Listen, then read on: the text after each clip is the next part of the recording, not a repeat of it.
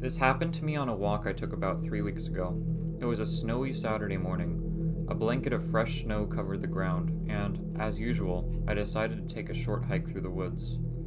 This is something that I often do, as I find it helps calm me down. There's just something about being out alone in the forest, with just you and your thoughts. It's something I still do, although it's not as enjoyable anymore. I thought this would be just like any other walk through the woods. Little did I know what was in there. Now, something I should mention is that this was in the middle of bear country. We don't have large grizzlies where I live, but there are plenty of black bears. Because of this, I was pretty alert and made sure to make some noise. Black bears aren't usually very aggressive and usually run away from humans, but you won't want to startle them. As I walked, I began to notice the large number of footprints in the snow. Not animal footprints, but human footprints. It was not uncommon for other people to walk this trail, but not many people hiked at this time of morning. The footprints hardly stayed on the trail. They would wind in and out of the woods, loop around and cross over each other as if someone had been aimlessly wandering back and forth. I thought nothing of it at first and just continued walking. On the trail, there is this steep part that descends into a gorge. As I walked through, I could hear the packy snow crunching under my feet. After a while, I decided that I would stop for a rest, but as soon as I did, I heard another sound that told me I wasn't as alone as I thought I was. Coming off the trail was the sound of someone else's footprints crunching through the snow. I listened. They were coming towards me. I could tell it was a person because the footsteps sounded even, whereas an animal's footsteps would have been more frantic. I listened for a good minute as the footsteps got louder and louder and louder and then stopped. There was a minute of silence before I called out, "Hello?" The stranger didn't answer, but I could hear him burst up the slope of the gorge towards me, his footsteps crunching rapidly through the snow. This freaked me out, and my fight or flight instinct must have kicked in because the next thing I knew, I was running right back up the trail I came from. I dared not look back as it sounded like they were right behind me. A guttural roar erupted from behind me as I was chased right back up the trail. The chase must have lasted about 5 minutes, but it felt like hours. Eventually, I realized that the sound of footsteps were gone, and I breathed a large sigh of relief. Unfortunately, that wasn't the end of it. I was making my way back to the house when I looked up ahead and saw something that made my blood run cold. About 10 meters ahead of me waited a man in a bear suit holding an axe. The man blocked off the path, looking me dead in the eye. It was as if he knew that I would have to get past him. The man walked back and forth, swinging his fire axe around casually before resting it on his shoulder. I looked around, assessing my options. I could turn around and go back down the trail away from my house and come back once that freak had left, but who's to say he won't just wait there forever, or follow me? I could turn off the trail and try to find a different way home, but that would mean tramping around in the woods for a couple of hours.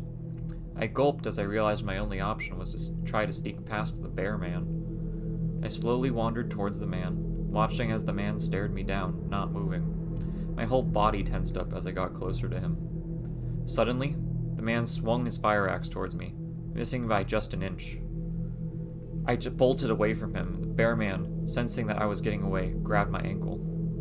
I yelped and kicked the man's hand, causing him to lose grip. In a second, I was back onto my feet and out of there. The next day, I was awoke in the middle of the night. I'm not sure what woke me up, but something definitely felt off. I lay still in my bed, staring up at the ceiling when I heard it, a low guttural growl coming from outside. I turned my head, looking up towards the window, and saw the bear man, staring at me from outside, fire axe in his hand. I screamed in shock and backed up from the bed. The man raised his axe and burst through the window. A long arm stretched through the broken window and grabbed me by the shirt, pulling me towards him. The bear mask made the man look like he was grinning with sadistic pleasure. I grabbed a broken piece of glass lying on the bed and jammed it, its sharp edge into the bear man's arm. I heard a yelp of pain from under the bear mask as his arm recoiled. I jumped out of bed, found my phone, and hid it in a corner and dialed 911. When the police arrived, they found the axe marks all over my house. but the bear man had vanished. He must have followed me when I ran home and waited for me to fall asleep. The police were able to follow his footprints through the woods, which brought them to a tent where he must have been living. Inside the tent were tools, old food wrappers, and the decaying, mutilated remains of animals. Disturbingly, many of the remains appear to have been consumed, suggesting the bear man had been feeding mostly on stray animals. The thing they did not find was the bear man. The trail of footprints ended at the bear man's camp and didn't go any farther. For all I know, he's still out there. Be careful.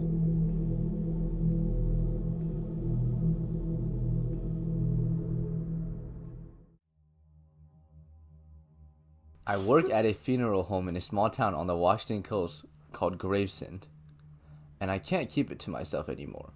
This place is different, not in the way people usually mean when they say haunted or creepy, but in a quieter, stranger way that settles under your skin if you spend too much time here. Things happen at this funeral home that don't make any sense. It was small things at first, like a misplaced file, an odd sound in the preparation room, or flowers arranged differently than I remembered. Then there's the bigger things that make me question whether the dead are actually staying where we put them. I started writing these stories down. Maybe it's to keep track before I forget, or maybe it's to prove that I'm not imagining it all. If you haven't heard of Gravesend, that's normal. Most people haven't. The town sits on a thin stretch of land between the ocean and the ocean cliffside where the highway eventually runs out and turns to gravel. If you keep driving past that point long enough, the road narrows, the fog gets thicker, and eventually you are here whether you are meant to be or not. The funeral home sits at the very edge of town, which is fitting, I guess. Most people only end up there once. People imagine funeral homes are unsettling places, but the truth is they're usually very calm. The dead don't cause problems, the living do that well enough on their own. I started working here just 3 years ago after moving back to my hometown, and sometimes I think about my old roommate Elsie, back in my college dorm building, daring me to see what was behind locked doors and forgotten rooms. I laugh now because the only doors I open are to preparation rooms and mausoleum crypts, and the things I find are far stranger than anything she could have imagined. My boss Martin had owned the place for decades and mostly let me handle the day-to-day stuff like the paperwork, the preparation room, and whatever other odd jobs need doing when families aren't around. It's quiet, predictable work, save for the few odd things here and there. The fog rolled in early that afternoon, the kind that drifts all the way up to the cliffside from the water and settles over the town until the streets look like they're fading into nothing about 50 yards ahead of you. By sunset, the whole place felt muted and gray, like the world had been wrapped in cotton. The body arrived just after sunset, a man in his late 50s who had died in the hospital about 20 miles inland. The hearse pulled in just after 7. I stepped outside to help unload the body bag. The damp air carrying that familiar smell of salt and wet leaves from the forest behind the building. The driver handed me the paperwork while we wheeled the stretcher inside through the preparation room doors. Heart attack, according to the paperwork. That part wasn't unusual. What was unusual was the name, because I recognized it immediately. The pen stopped moving in my hand. You see, Gravesend is a small enough town that you will eventually learn most of the names that come through the door, and some of them stick with you longer than others, especially when you're the one who helped bury them.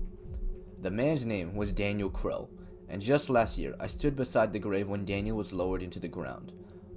I remember it clearly because it was my first funeral that I had a small hand in arranging, and it rained the entire time. Cold, steady rain that soaked through my coat, while the priest rushed through the service and the family huddled under umbrellas that kept turning inside out in the wind. I remember the coffin with its dark wood and brass handles, heavy enough that the pallbearers nearly slipped on the wet grass. And I remember standing beside Martin, watching the lid disappear beneath the edge of the grave. So when I saw the name on the paperwork, my first instinct was that there had to be some kind of mistake. Gravesend isn't large, but coincidences aren't impossible. Most of the time when a familiar name appears on a death certificate, it belongs to someone you've seen around town for years. A neighbor, a former teacher, the owner of the grocery store you've been shopping at since childhood. But the odds of two men with the same name, the exact same birthday, and the exact same hometown both ending up on your preparation table seems unlikely enough that my stomach began to tighten almost immediately. Still, paperwork gets mixed up. Hospitals make clerical errors. It wouldn't have been the strangest administrative mistake I've ever seen. I stood there for a while, looking at him. He looked ordinary, pale, still, and a little thinner than I remembered, maybe. But time does that. Eventually, I went upstairs to check our files. We keep physical records going back almost 50 years in a narrow room behind the chapel. It took me about 10 minutes of sifting through the dusty binders and yellowing paperwork to find it. Crow Daniel. A year ago, burial at North Briar Cemetery, plot C14. Everything was in order. His death certificate, service documentation, burial permit. I carried the folder downstairs to Martin, and he read through it slowly while I stood beside him. Try not to let my hands tremble. He glanced up at the body on the preparation table and finally said in his usual calm, measured voice, I thought he looked familiar. You remember him? I asked. That was a rainy service, he replied. I swallowed hard. I checked the records. He was buried in Section C last year. Martin rubbed his forehead. Maybe the family moved him, I offered, hoping for the mundane explanation to be true. No request ever came through here, he said.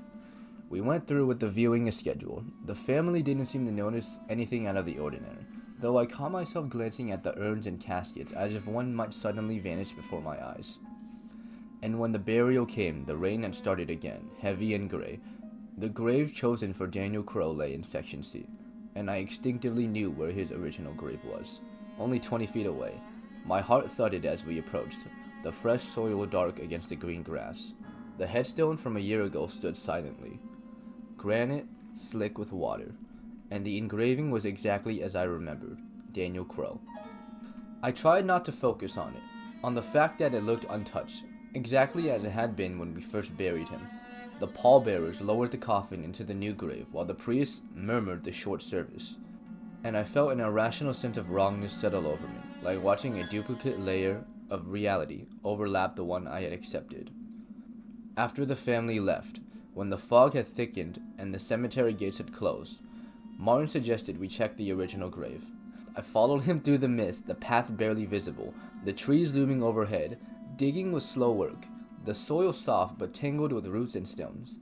My fingers ached, but worse was the creeping sense that the night was watching, that some quiet awareness in the town itself had noticed our intrusion. When the coffin surfaced, I saw what I had feared. Empty, no body, no clothes, no bones. Only a thin layer of soil had fallen through the seams. Disturbed by nothing we had done, the faint scent of earth and decay, and the sound of rain on the trees filled with the silence around us.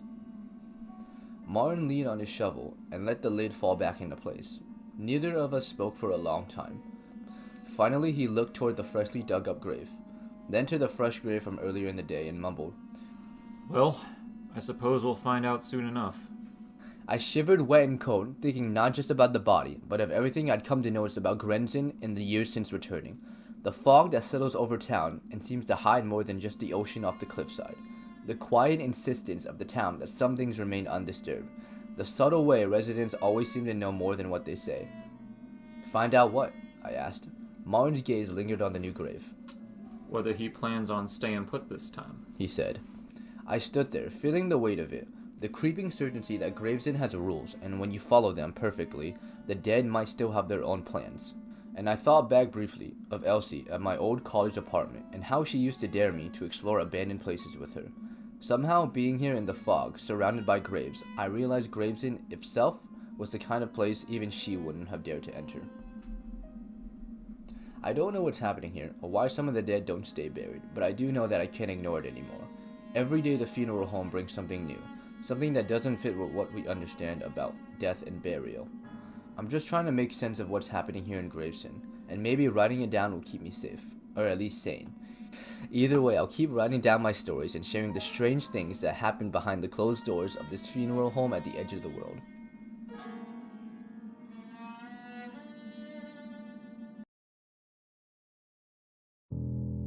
I usually don't drive to work, and I have this path I follow between work and home.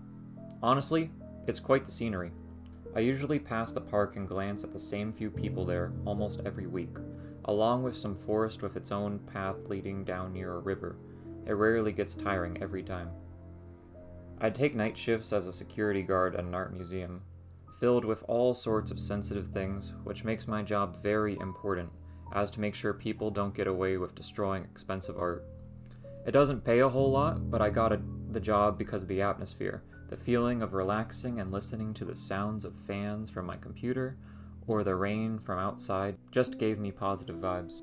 I mainly sit around all night at a camera screen, and I rarely get up to do much, unless of course some dumb teenagers walked in to vandalize the property. Usually, I just try to stop them from vandalizing, and use the flashlight to get a description of them before they try to flee. Now look, I am not the one who enjoys a change in their schedule. I enjoy consistency with my days, really. This was until I noticed something one night as I was taking a walk from my home to work. As I was walking by the forest I see every night, I heard some bushes blaring out of nowhere. It made me jump and point my flashlight at it, but there was nothing there. I stood there for a while confused, waiting to see if something would pop out of the bush, but it was silent. I thought, I'd rather go to work than sit there and wait for something to happen, and so I did. When I first arrived at work, I was searching for my keys to get in, which usually didn't take much time. That was when I heard the sound like a large stick snapping. It was so loud I jolted my head behind me trying to see what may have been there. The path was as clear as I left it, though, with a large broken stick laying there. Without thinking much of it, I headed inside. The door for the museum wasn't fancy, just a simple glass door to create a welcoming and open atmosphere for the museum. I sat down and started monitoring the cameras once more. It was silent for many hours. No vandalizers, no problems, no nothing. Until around 4 or 5. I was thirsty and got a drink from a mini cooler within the room I was in. Usually, I save coffee for until I start getting drowsy, and I was still wide awake from a good nap. So I ended up getting myself some cold water.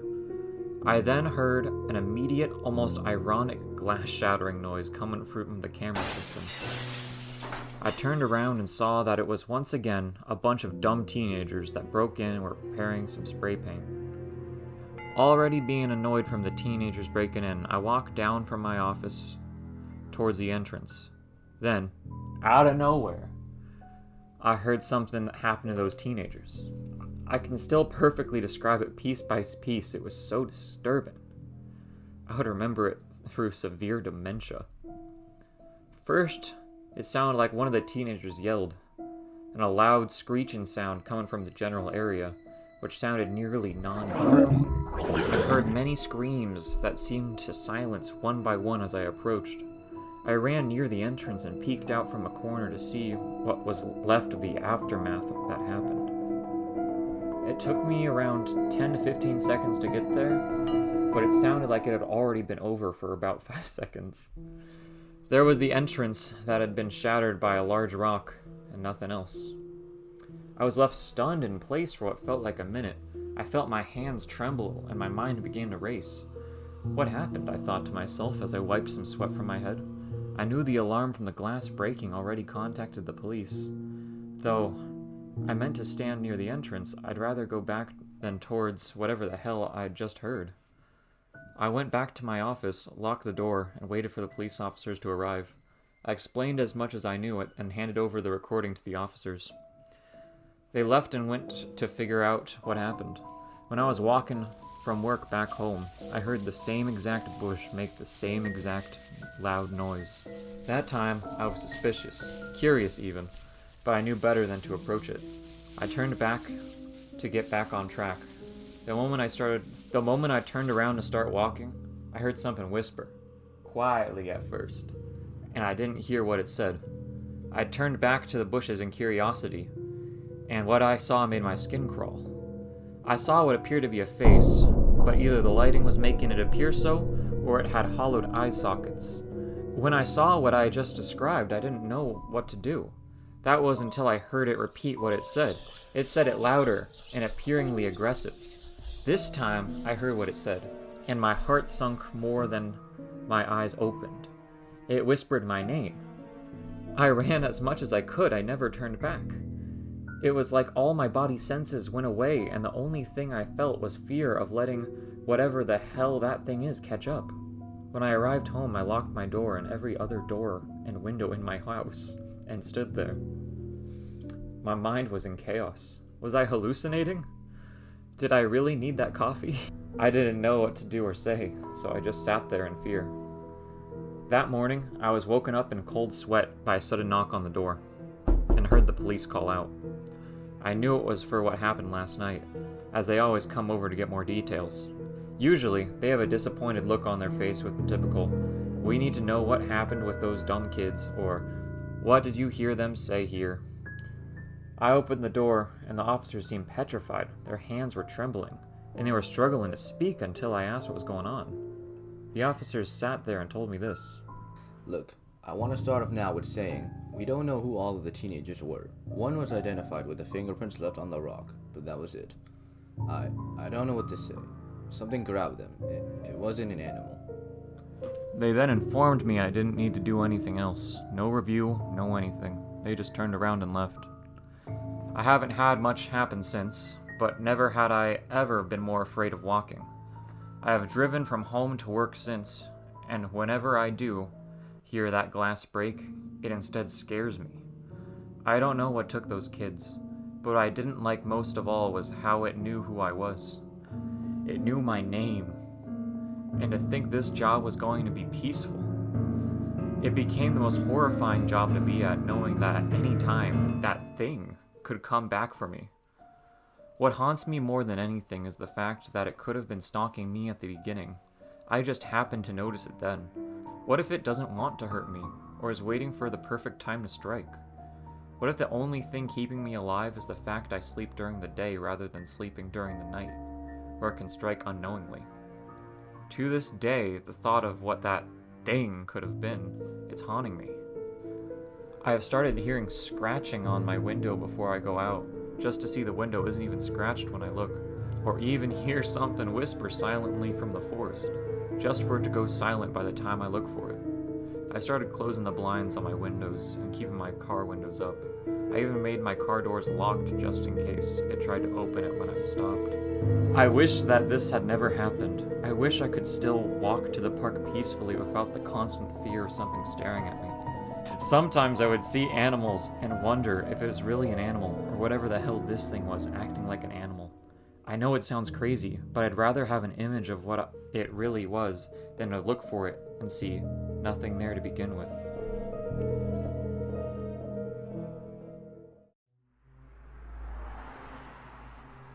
I've been doing rideshare for a couple of months now. Some people seem to love it, but for me, it's just a part-time job. I pick someone up, experience some awkward small talk, or awkward silence, and then drop them off. You get used to it. This week, something happened that landed me in the hospital. I'm still trying to process it, but I thought it might help to write it out. Around 11:40, a notification popped up on my phone. 2 minutes, 0.5 miles away, 5-star. As I arrived to the pickup location, a tall man walked out into the light of a flickering street lamp. I rolled down my window as I pulled to stop. "Hey man, are you waiting for an Uber? John, right?" He didn't look up, but he began walking over to the car door. Honestly, not that weird, especially so late at night. Through the rearview mirror, I tried to catch a glimpse of his face from under his hat.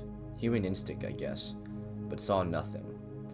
He stuffed his lanky body through the car door, keeping his vision trained on the floor the entire time.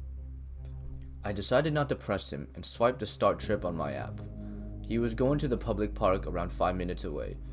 As I pulled away from the curve, my conscious choice to stay out of his business turned into an unconscious question. What's going on at the park? Anything I should check out? I checked the rearview mirror again, and through the dim light, could barely make out the bottom of his face, his chin, his mouth. It was repulsive.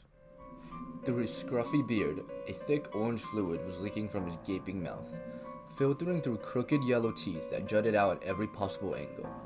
It was as though someone had tried to fill his mouth with as many teeth as they could fit.